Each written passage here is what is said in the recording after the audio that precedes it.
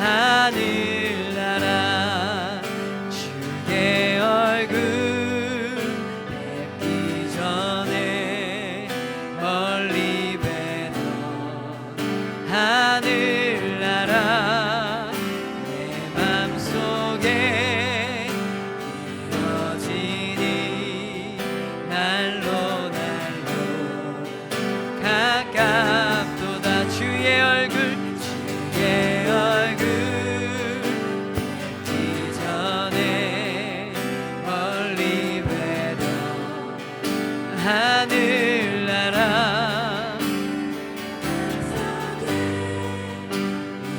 이어지니 날로 날로 가깝도다 할렐루야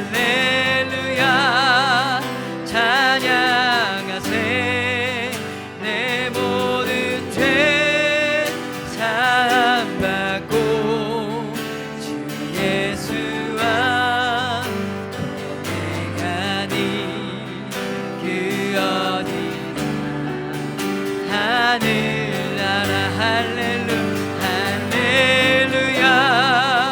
찬양하세 내 모든 죄 사함받고 예수와 동행하니 그 어디나 하늘나라 높은 산이 거친들이 조막이나 근거리나 내 주 예수 오신 곳이 그 어디나 하늘나라 높은 산이 거친들이 조막이나 근거리나 내 주 예수 오신 곳이 그 어디나 하늘나라 할렐루야 찬양하세 내 모든 죄 사함받고 주 예수와 동행하니 그 어디나 하늘나라 할렐루야 찬양하세 내 모든 죄 사함받고 주 예수와 동행하니 그 어디나 하늘나라 할렐루야 찬양하세 내 모든 죄 사함받고 주 예수와 동행하니 그 어디나 하늘나라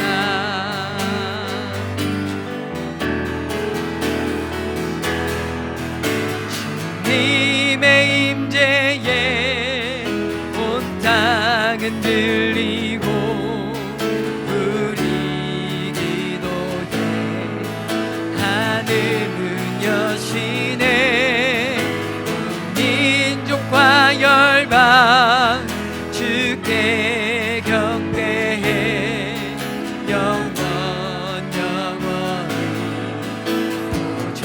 보좌에 계신 왕께 피난처 되시는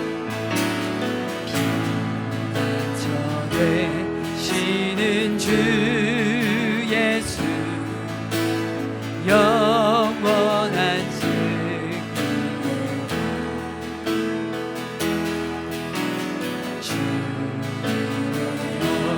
주를 구할 때 주의 빛 비추시네 전쟁은 주님께 전쟁은 주님께 계속했네.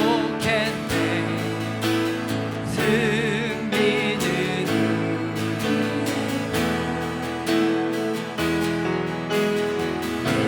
예수의 이름을 높이며 영원히 찬양하리. 예수의 이름 높이며 이름을 높이며 영원히 찬양하리. 영원히 찬양하리. 영원히 찬양하리.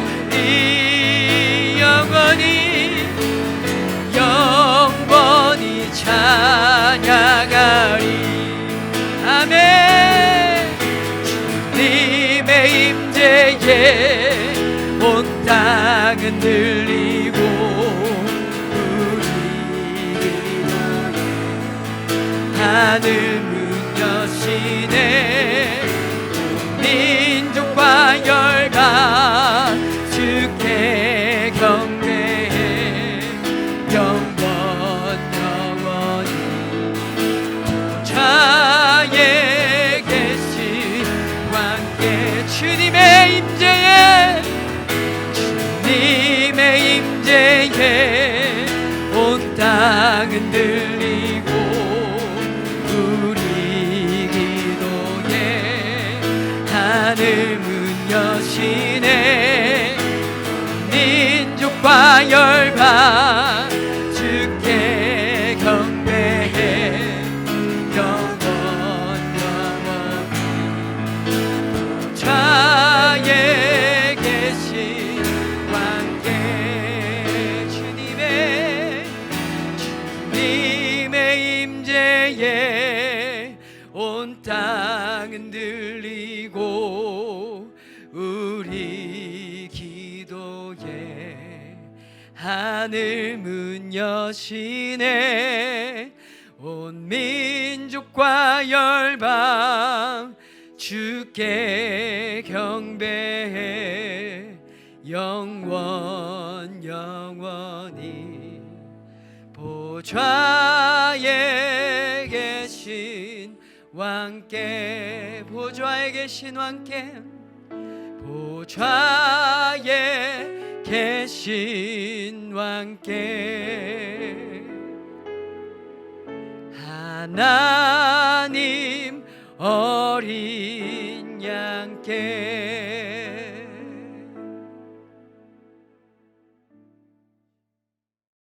오늘 함께 은혜 받을 말씀은 마태복음 26장 40절 41절 말씀 제가 봉독하겠습니다. 제자들에게 오사 그 자는 것을 보시고 베드로에게 말씀하시되 너희가 나와 함께 한 시간도 이렇게 깨어 있을 수 없도냐. 시험에 들지 않게 깨어 기도하라. 마음에는 원이로되 육신이 약하도다 하시고. 아멘. 이 시간 예물을 위해서 함께 기도하겠습니다. 아버지 하나님, 주 앞에 나올 때에 귀한 예물 드리게 하시니 감사합니다. 믿음의 예물, 감사의 예물, 11조의 예물, 작정한 예물들 약속대로 주 앞에 드려 하나님을 영합게 하시니 이 드린 손길을 기억하셔서 병든 자를 이 시간 치료하여 주옵소서. 사업의 형통함을 허락하여 주옵소서. 주님의 생명과 은혜와 능력을 경험하는 시간 되게 하여 주옵소서. 이 물들이 쓰이는 곳에 영혼이 살아나며 선교의 부흥이 일어나며 주의 뜻을 이루는 귀한 예물만 되게 하여 주옵소서. 아버지, 주의 말씀을 듣습니다.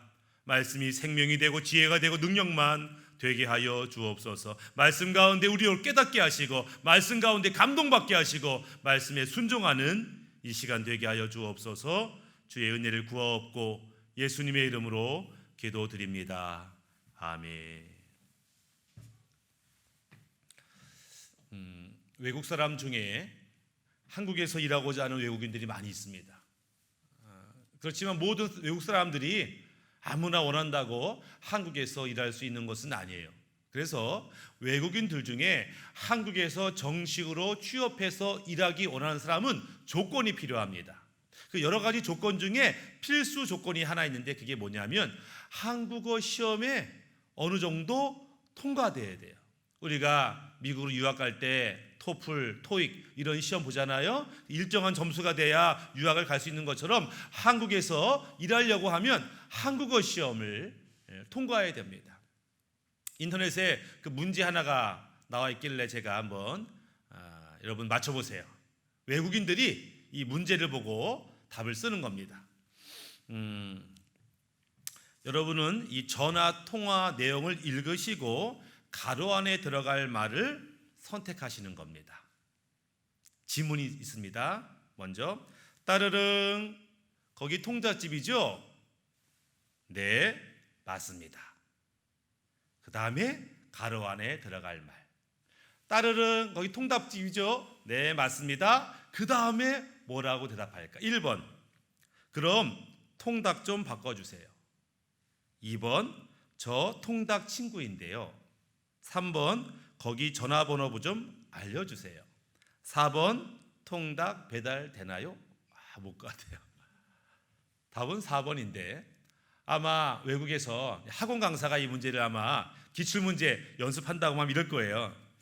여기서 중요한 거는 핵심은 뭐냐면 통닭이 사람이냐 이름이냐 음식 이름이냐 이게 아는 게 중요하다. 아마 이렇게 말하겠죠. 그래서 이거는 음식 이름이다. 고로 정답은 4번이다. 그래서 한국어 공부할 때 중요한 거는 단어 실력이 중요하니까 단어 많이 외워야 된다. 아마 그렇게 강사가 이야기할지 모르겠습니다. 이 한국어 시험을 통과하지 못하면 한국에 올 수 없어요. 이 시험을 통과하지 못하면 한국에서 일하고 싶어도 일할 수가 없어요. 그리고 이게 아주 중요한 시험이죠. 우리가 시험을 통과할 때 그 다음 단계로 넘어가는 것을 보게 됩니다. 지난 수요일 전국 모의고사가 지난 수요일에 있었어요. 그러니까 전국에 있는 고3 학생들, 재수생들, 삼수생들 수십만 명이 모의고사를 치렀습니다. 특별히 지난주 수요일 모의고사는 여름 방학을 마치고 그동안 얼마나 많이 공부했고 준비했는지를 확인하는 모의고사예요. 그리고 이제 수능을 얼마 남겨두지 않았기 때문에 이 모의고사 점수가 거의 수능 때 점수와 대동소이합니다. 그렇기 때문에 아주 중요한 시험이죠. 그래서 학생들이 아주 긴장 속에서 이 시험 잘 치러야 되겠다 이렇게 시험을 보는 것들을 보게 됩니다. 시험 잘 봐야 좋은 대학 가겠지요. 그러면 이제 흔히 하는 말 있잖아요. 행복은 성적순이 아니잖아요. 맞습니다. 행복은 성적순이 아니에요. 왜 아니냐? 성적은 지적인 능력이 필요한 거죠.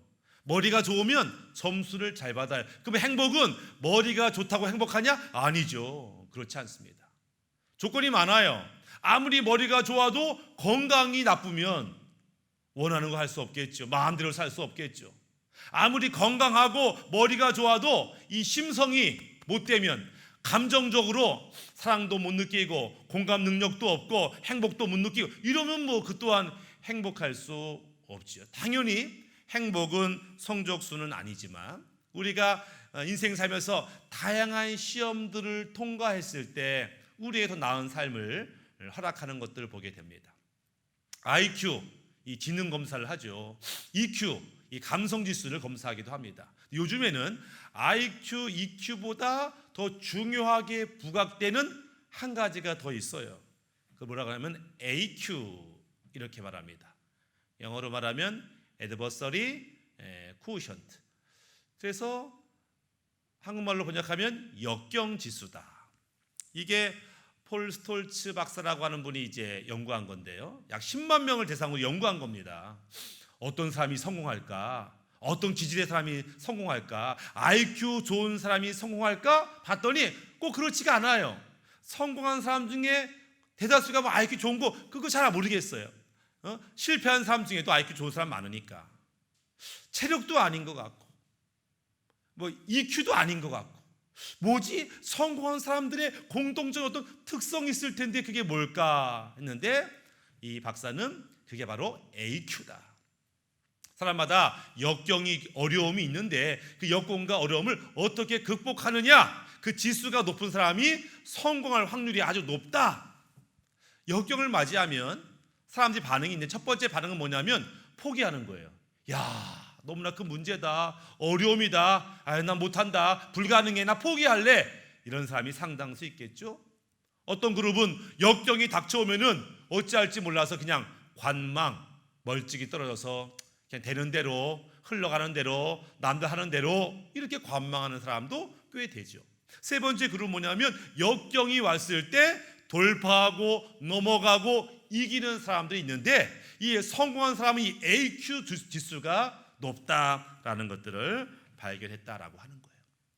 요즘 코로나19 때문에 사업이 어렵고 가정이 어렵고 막 역경이 있죠. 이 역경에 누가 이 코로나19 가운데서 행복과 기쁨을 누리는가? 이 AQ가 높은 사람. 그래서 역경 지수가 높은 사람이 이 문제를 잘 해결할 수 있다, 이렇게 생각해 봅니다. 이 얘기를 다 읽다 보니까 문득 떠오르는 단어가 있어요. 아니야, 한 가지가 더 필요해. 제 생각이죠. 그게 뭐냐? SQ. 제가 지은 건데 스피리추얼 코오션트, 바로 영성 지수다. 영성이 어떠냐에 따라서 이 역경을, 이 어려움을, 이 시험을 잘 극복하냐 그렇지 못하냐를 판별 지을 수 있겠다, 이런 생각을 해보게 됩니다. 잔누 귀용이라고 하는 17세기 프랑스의 영성의 대가가, 하나님의 사람이 있었어요. 하나님과 아주 친밀한 사람이 있었어요. 그 사람 책 중에 그런 말이 나옵니다. 인생의 겨울을 많이 경험한 사람은 이 영적인 겨울이 얼마나 중요한 것을 알게 됩니다, 이렇게 말해요. 겨울에 나무를 보면은 겉으로 볼 때는 그 나무가 죽은 것 같고 이파리 다 떨어져서 초라해 보이지만 사실 겨울에 나무는 가장 생명력이 넘칩니다. 왜냐하면 모든 에너지가 뿌리에 집중됨으로 말미암아 뿌리가 가장 아주 활기차게 뻗는 시기가 겨울이기 때문에 그렇습니다. 그러면서 어떤 면에서 겨울이 오히려 나무를 보호하는 역할을 합니다. 뭐 이런 내용의 글을 썼습니다. 쉽게 말하면 역경이 오히려 우리의 믿음을 지키고 하나님의 뜻을 따라갈 수 있는 그 기회를 제공한다라고 할 수 있어요. 우리가 오늘 어떤 면에서는 역경이고 어떤 면에서는 시험이 있대 우리는 어떤 태도로 지금을 보내고 있는가를 점검해 볼 필요가 있습니다. 믿는 자에게도 시험이 있어요.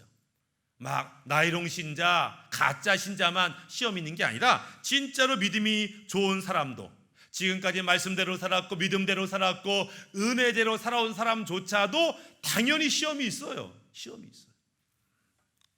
뭘 잘못해서 시험을 당하는 게 아니고 이 시험은 누구에게나 있다. 또한 사탄은 이 믿음대로 사는 사람들을 아주 배 아파서 그냥 보지 못해요. 그러니까 시험을 걸어서 넘어뜨리려고 하기 때문에 시험은 누구에게나 있다라고 하는 거예요. 다만 그 시험을 어떻게 받아들이냐에 따라서 그 시험이 어떤 이에게는 복이 되고 그 시험이 어떤 이에게는 재앙이 되기도 한다. 보통 초신자들은 이 시험을 잘 못 이깁니다.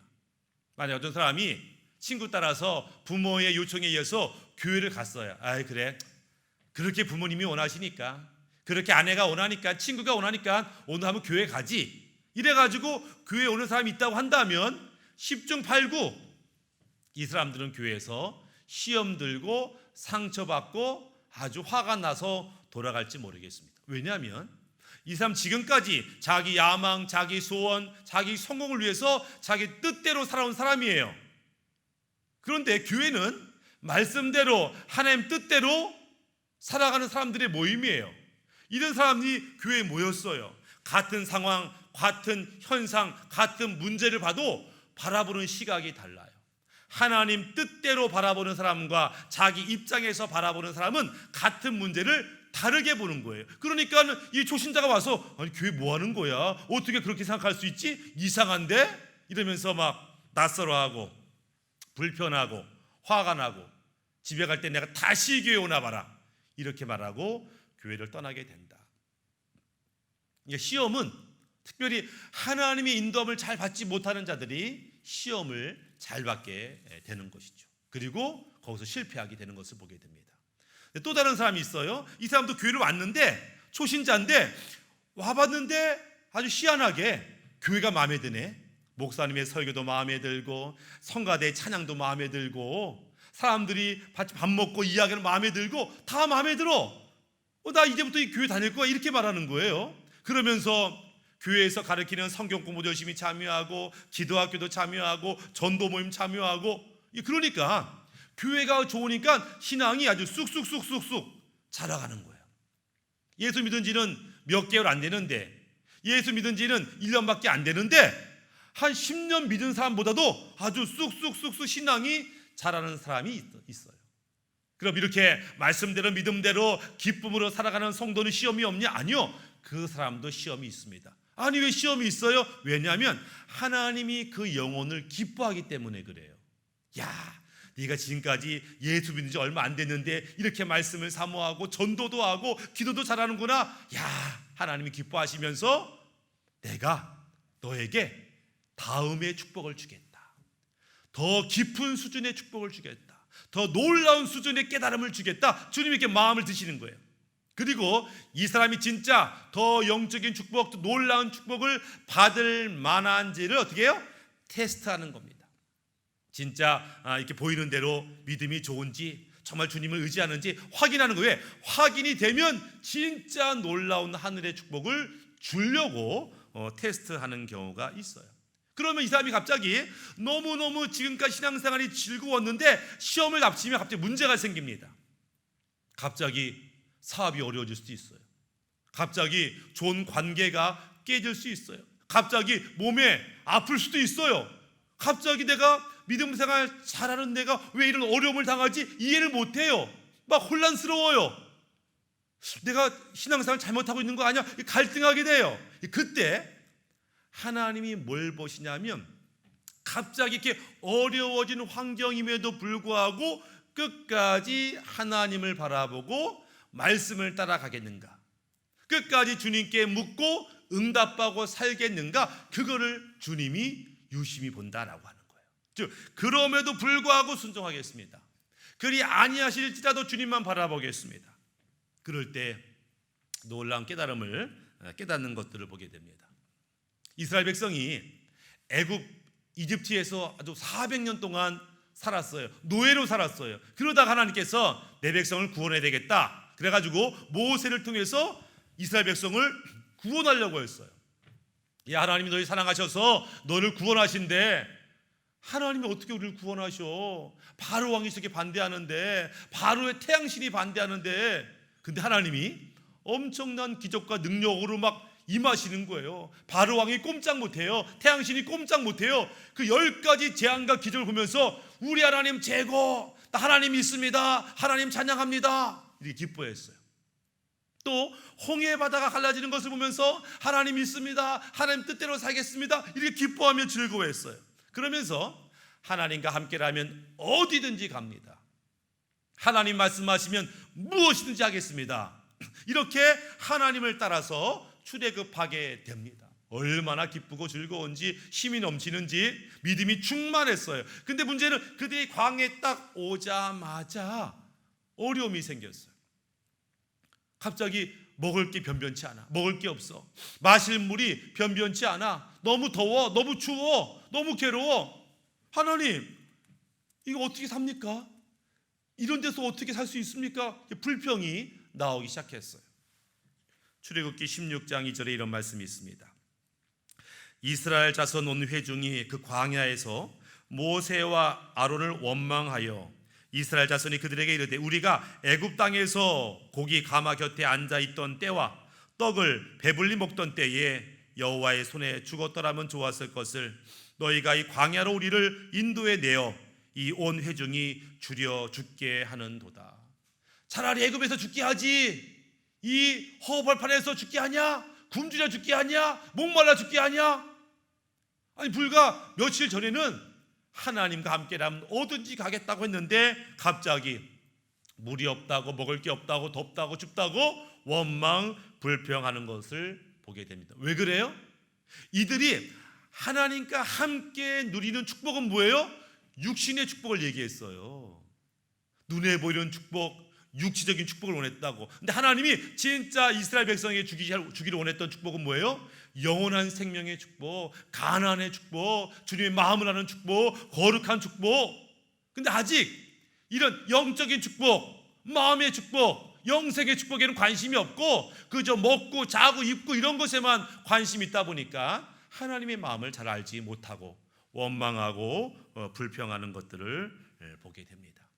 그러다가 하나님 이들에게 안 되겠다. 이들이 정말 축복의 땅 가나안에 들어갈 그런 영적인 준비가 되어 있는지 믿음이 있는지 내가 테스트해야 되겠다. 이렇게 하신 것이 이제 가나안 입구에서 벌어집니다.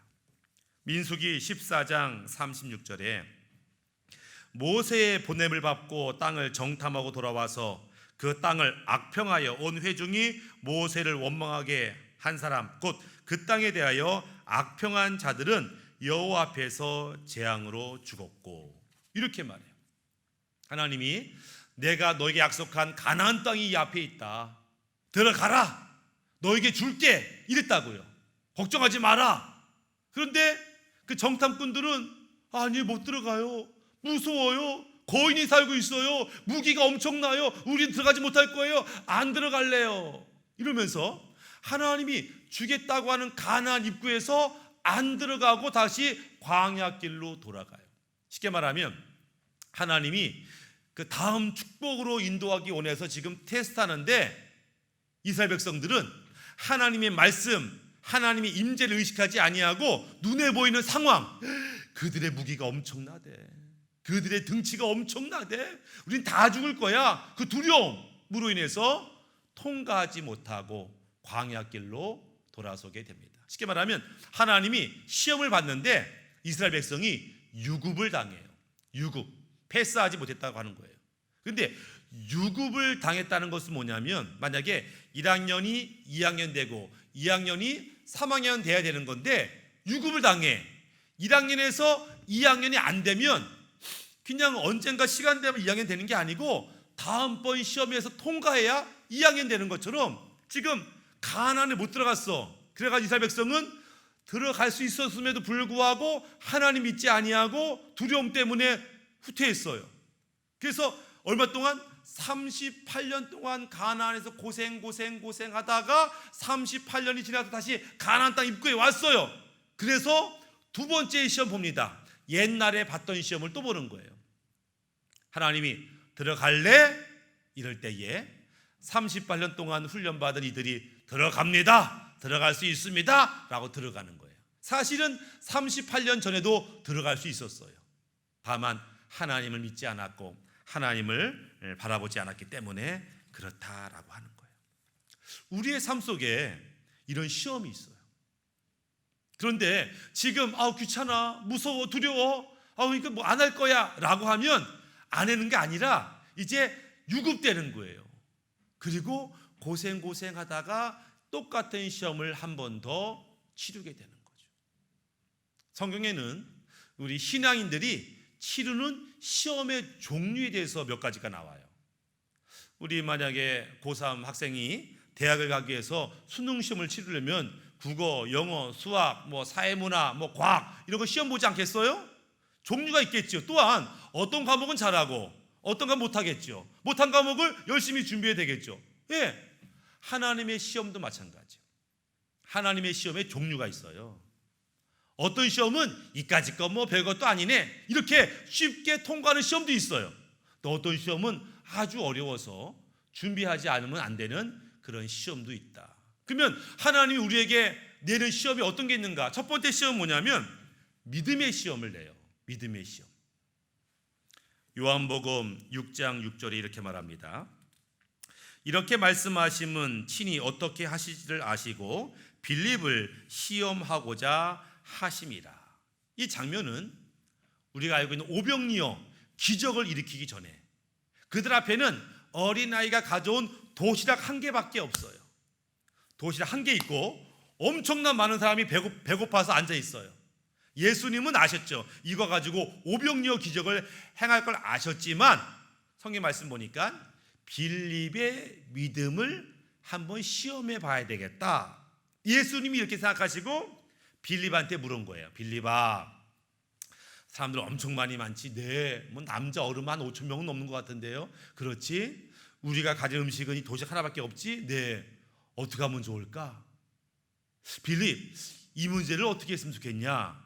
이렇게 질문하신 이유는 뭐냐면 빌립이 믿음으로 대답하기를 원하셨다라는 거예요. 그동안 주님과 함께 살면서 엄청난 기적을 체험하고 이분이 하나님의 사람임을 알았고, 그렇다면 믿음의 말을 하기 원하셨는데 빌립이 뭐라 그래요? 차라리 돌려보내시지요. 이거 가지고 어떻게 먹이겠습니까? 이게 뭐냐면 예수님이 기대했던 대답을 하지 못한 거죠.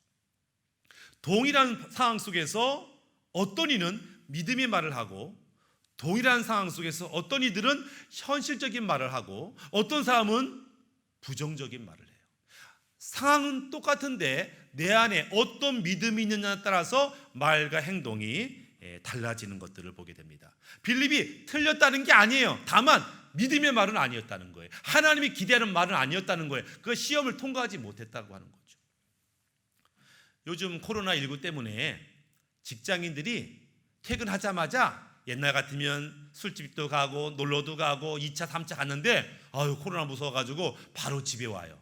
학생들도 학교 안 가고 집에서 인터넷 수업해요. 그러다 보니까 온 가족이 집에 있는 시간이 많아졌어요. 그러면서 예상치 못한 문제가 발생했습니다.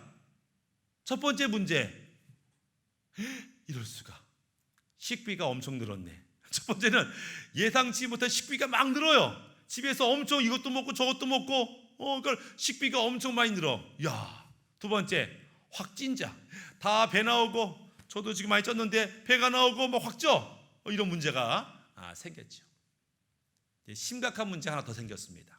그게 뭐냐면 출근해서 일찍 집에 들어오고 애들도 학교 안 가고 집에 있다 보니까 어떤 문제가 생겼냐면은 가정폭력이 25% 상승했다는 거예요. 우리나라만 아니라 유럽에서도 가정폭력이 25% 상승했다는 거예요. 집에 같이 있다 보니까 짜증나고 화나고 부부싸움하고 애들끼리 싸우고 가정폭력이 늘었다. 그런가 보다 이랬어요. 그런데 얼마 전에 서울에 있는 온누리교회, 큰 교회에서 성도들 10,000명 대상으로 설문조사했어요.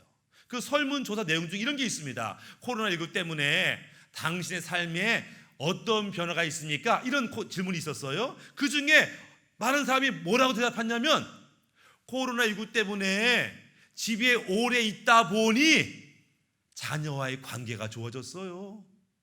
믿음이 좋아진 것 같아요. 가정 예배를 시작했어요. 이러면서 오히려 코로나19 때문에 가족이 더 화목해졌다, 이렇게 많은 사람이 대답을 하더라는 거예요.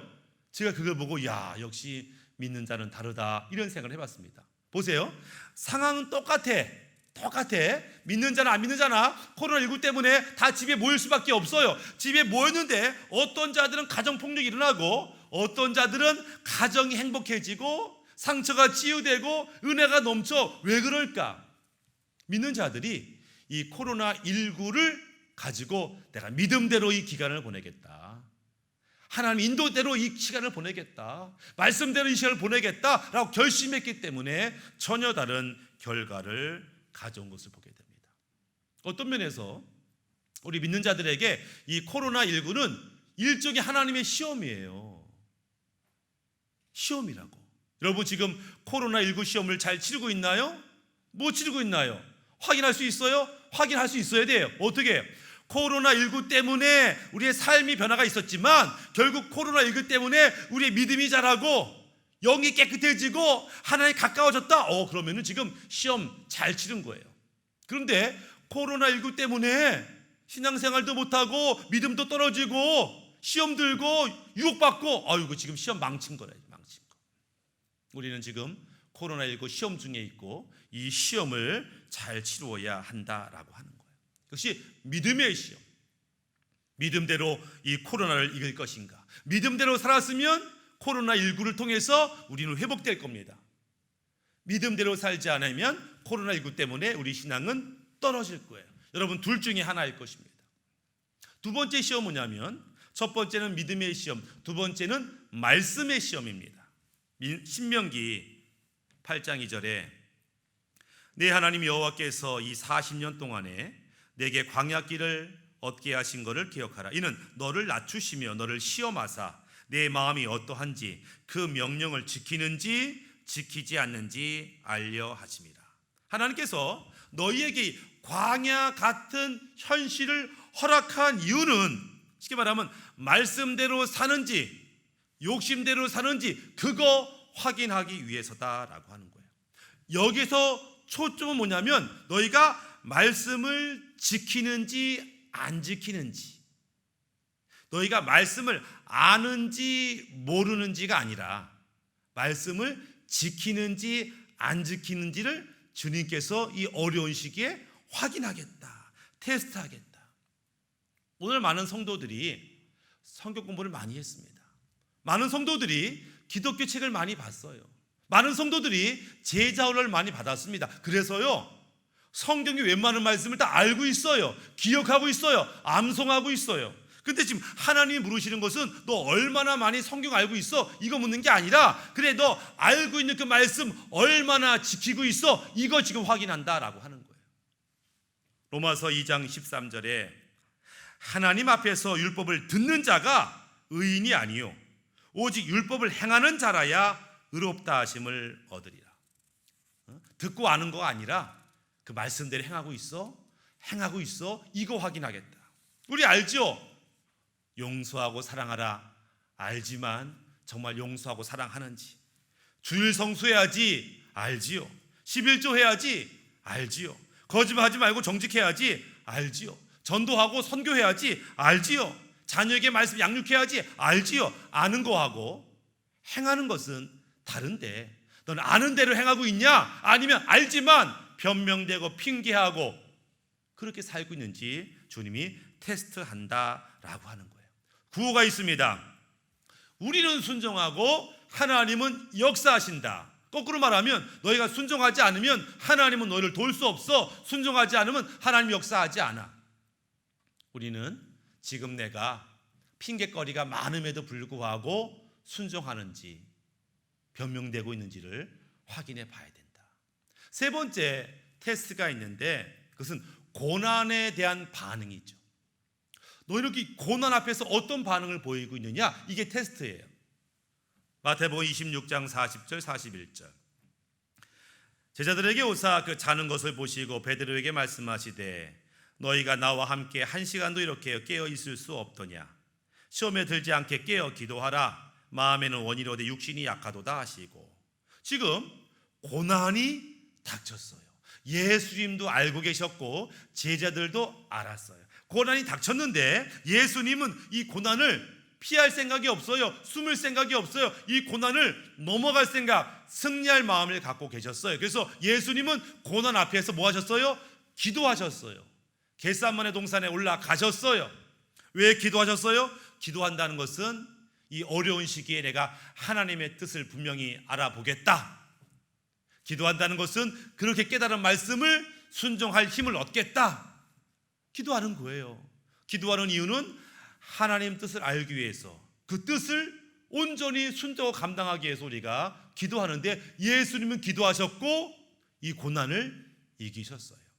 근데 제자들은 고난이 다가올 때 기도하지 못했어요. 기도하지 못하니까 고난을 이길 수가 없어요.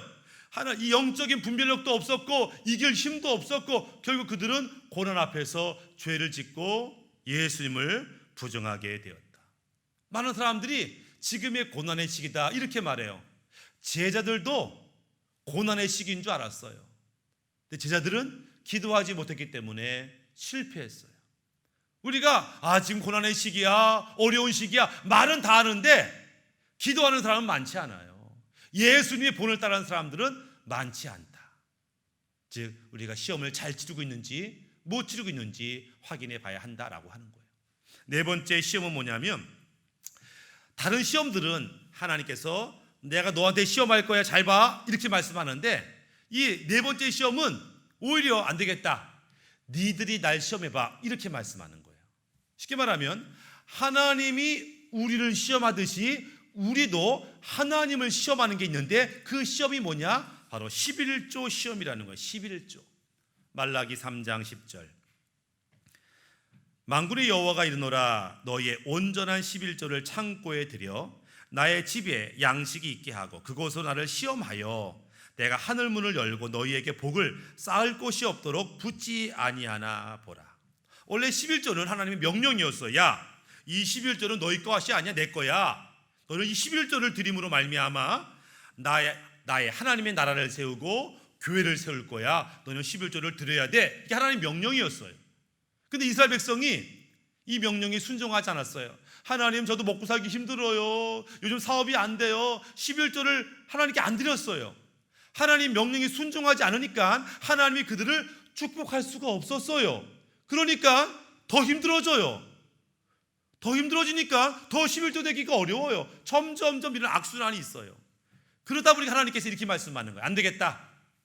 야, 차라리 너희가 날 시험해 봐라. 너희가 지금 한번 온전한 11조, 사업이 어렵고 문제가 많고 그럼에도 불구하고 온전한 11조 한번 드려봐라. 내가 너희에게 차고 넘치도록 복을 주나 안 주나 한번 시험해 보라. 이렇게 말해요. 11조는 하나님이 우리를 시험하는 것이기도 하지만 동시에 우리가 하나님을 시험해서 온전한 11조를 드렸는데 왜 복을 주나 안 주는지를 확인할 수 있는 시험이다. 이렇게 말하는 것을 보게 됩니다. 우리는 지금 여러 종류의 시험을 겪고 있어요. 시험은 어렵지만 시험은 우리에게 많은 유익을 가져다 줍니다. 시험을 통해서 지금 나의 영적인 수준이 어떤지를 깨닫게 돼요. 이 시험을 통해서 야, 합격! 그러면 그 다음 영적인 축복, 영적인 수준으로 업그레이드 되는 것들을 보게 됩니다. 그리고 하나님이 예비해 놓으신 축복들을 받을 수 있는 기회를 얻게 되는 것들을 보게 되죠. 근데 이 시험은 마음만으로 잘 볼 수 있는 게 아니에요. 결단해야죠. 학생이 당연히 중간고사, 기말고사 잘 보고 싶지요. 다 원하지요. 그러나 결단해서 시간 내고 마음을 집중하고 밤새 공부하고 이런 아이들이 좋은 성적을 거두는 것처럼 우리가 하나님 시험 앞에 결단할 필요가 있습니다. 하나님, 내가 이런 종류의 시험을 내가 맞이하고 있는데 내 결단합니다. 순종합니다. 믿음대로 하겠습니다. 말씀대로 하겠습니다. 라고 결단함으로 시험을 이기시고 하나님의 축복을 누리는 우리 모두가 되기를 주님의 이름으로 축복합니다. 아멘. 기도합니다. 아버지 하나님, 오늘 우리에게 여러 가지 시험이 있습니다. 육체의 시험이 있고 마음의 시험이 있고 인간 관계의 시험이 있고 사업의 시험이 있고 믿음과 말씀의 시험이 우리 가운데 있음을 보게 됩니다. 하나님, 이 시험을 주님만 바라보며 이기게 하시고 말씀과 믿음으로 이기게 하여 주옵소서. 실패하여 낙오자가 되지 아니하고 하나님이 기뻐하는 존재가 되는 넉넉한 믿음으로 이기는 자 되게 하여 주옵소서. 하나님 말씀 앞에 순종하게 하시고 믿음대로 살게 하시고 결단하게 하시고 승리하는 우리 모두가 되게 하여 주옵소서.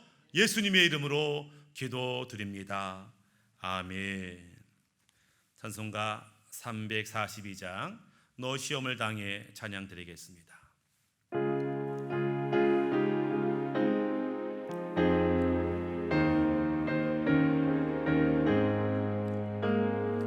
너 시험을 당해 죄 짓지 말고 너 용기를 다해 꿈을 이치라.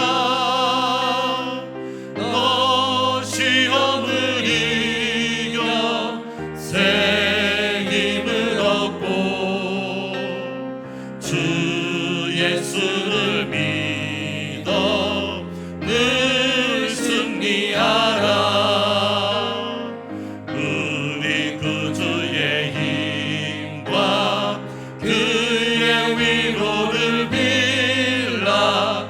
주님 내 편에 서서 항상 도우시리. 내 친구를 삼가 잘 선택하고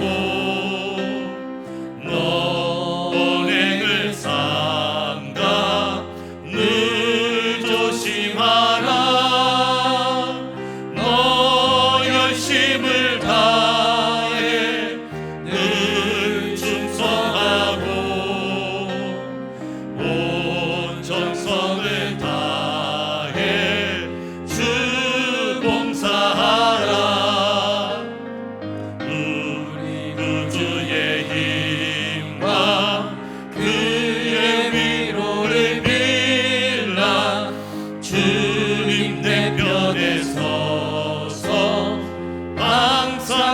보시리 잘 이기는 자는 상 받으리니 너 낙심치 말고 늘 전진하라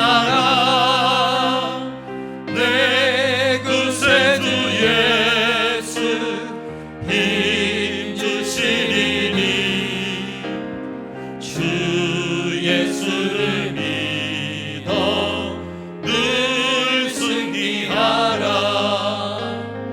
우리 구주의 힘과 그의 위로를 빌라 주님 내 편에 서서 항상 도우시리.